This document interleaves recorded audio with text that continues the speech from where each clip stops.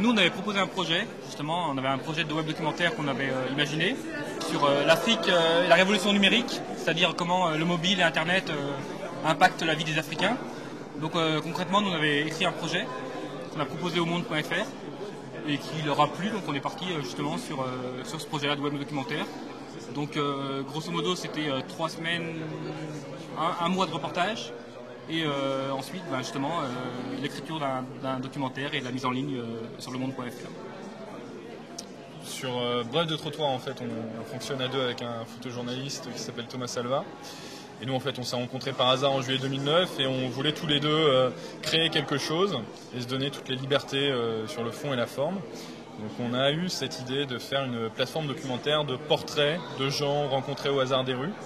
Donc ça se concentre à Paris.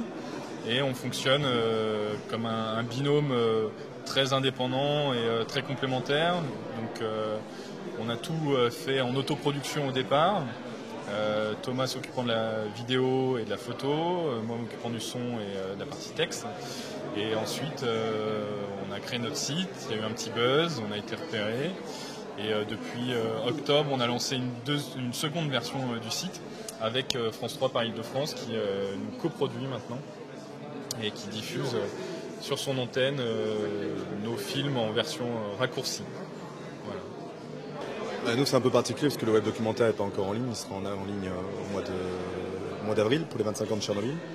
Je travaille avec Guillaume Herbeau, on co-réalise tous les deux le web documentaire et tout le travail général, puisqu'il y aura aussi un livre et une installation multimédia. On s'est connus il y a 10 ans à Libération, j'étais rédacteur et Guillaume était photographe. Et depuis, on avait travaillé déjà 2-3 fois sur Tchernobyl ensemble. On était allés pour des parutions et on voulait y retourner.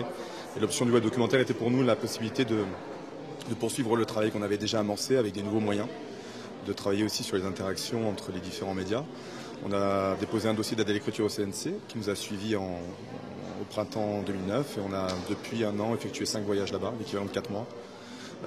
Soutenu essentiellement par la presse écrite et là maintenant on rentre en phase de production pour le monde.fr. C'était à la fois pour continuer notre travail sur Tchernobyl et surtout parce qu'en fait, que ce soit à Tchernobyl mais aussi par la suite on avait fait un travail, un reportage et un travail sur le nord de l'Albanie, les familles en vendetta, dans lequel on essayait de questionner le rapport entre le texte et l'image, qu'il n'y ait pas de rapport de subordination ou d'illustration mais que le texte et l'image entrent en collision.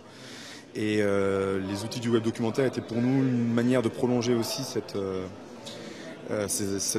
confrontation et ces interactions avec, cette fois avec de nouveaux médias tels que le son et la vidéo.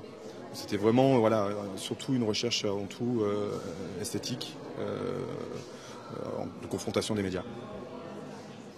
Nous, on s'est lancé sur Internet plus que de faire du web documentaire. Nous, on voulait raconter des histoires et créer une forme.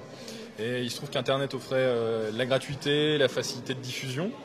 Et on a tout de suite pensé à créer des films et créer ensuite un univers. Sur Internet, c'était hyper facilement diffusable et à un coût très réduit.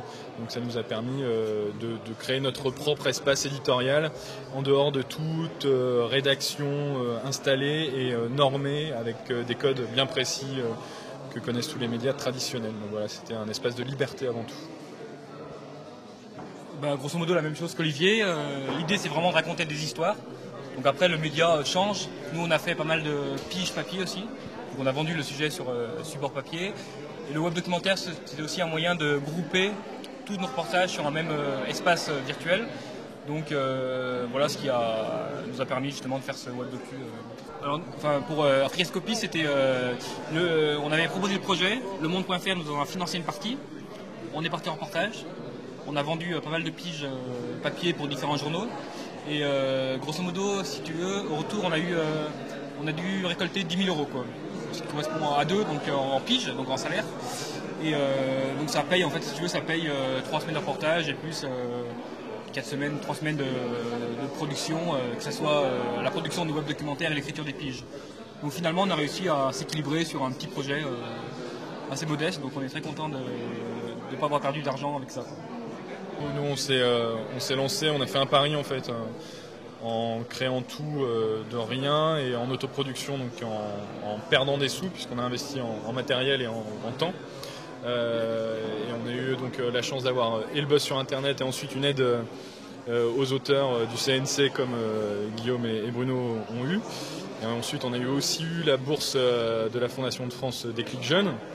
Mais c'est une somme qu'on a décidé de réinvestir dans la production. Quand on a rencontré nos producteurs d'Artgelling, on a décidé de réinvestir cet argent pour faire du site qu'on avait construit avec 2 bouts de ficelle, de faire un vrai site qui tienne la route et continuer la réalisation, poursuivre la réalisation du projet jusqu'au bout.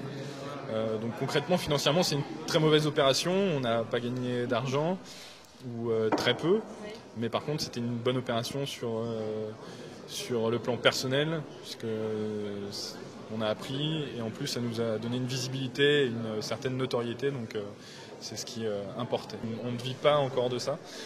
Par contre, on a créé une forme qui intéresse, qui plaît à des gens assez différents, que ce soit dans les médias, dans les institutions ou dans les entreprises. Et donc on peut espérer arriver à un modèle économique proche des agences photo de l'ancien temps, entre guillemets, c'est-à-dire une partie institutionnelle qui paye bien et qui permet de financer des projets plus journalistiques ou documentaires. On était parti sur un projet à la base qui était un projet avant tout mémorialiste. On voulait travailler sur la ville de Pripyat, qui a été la ville où logeaient les ouvriers de la centrale et qui a été évacuée 48 heures après l'accident nucléaire en 86. Et on a obtenu pour ce projet-là l'aide à l'écriture du CNC, qui nous a permis de faire un premier voyage en octobre 2009 pendant 1 mois. Et c'était vraiment une aide à l'écriture, car quand on est allé là-bas, on s'est rendu compte, en fait, on a eu accès à des sites qui étaient interdits, et on a eu la possibilité de raconter le trafic de métal radioactif issu de Tchernobyl, qui est en fait un scoop qu'on a pu revendre à Paris Match, ce qui nous a permis de retourner là-bas pour un deuxième voyage. Et de fil en aiguille, ensuite, on a fonctionné qu'avavec le réseau qu'on connaissait. Comme on est journaliste, on s'est dit on va travailler avec le réseau de la presse écrite. Et on a financé nos 5 voyages avec le réseau de la presse écrite, que ce soit Paris Match, puis ensuite des journaux italiens et très récemment Géo. Donc on s'est vraiment appuyé sur ce réseau-là pour finalement avoir un budget de production de plus de 50 000 €, qui a permis de financer à la fois les reportages mais aussi de nous rémunérer. Et là donc on rentre en production. Et là on va souscrire, on a fait un dépôt de demande d'aide au CNC et après ça suit son cours. Pour tout ce qui est la partie production. C'est comme disait Olivier et Jean, avant tout, c'est ni plus ni moins que de continuer à faire notre métier, c'est de raconter des histoires. C'est la base de notre métier, de raconter des histoires, avec des nouveaux outils, donc d'approcher une nouvelle complexité, d'être au plus près de la complexité des choses que l'on peut observer. C'est en même temps une simplicité de travail aussi, puisque maintenant les outils sont arrivés à maturité, qui permettent cette souplesse-là.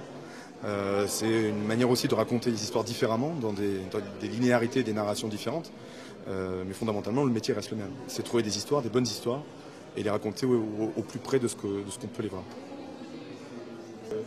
Le web documentaire, même si c'est un terme neuf et qui englobe plein de choses différentes, offre justement la liberté d'avoir un nouvel espace de création et qui n'est pas encore codifié. Il faut conserver à la limite cette zéro codification parce que ça permet à tout le monde, que ce soit des journalistes, des photojournalistes, des réalisateurs ou même des écrivains ou peu importe, ça leur permet d'avoir un espace de création et de diffusion.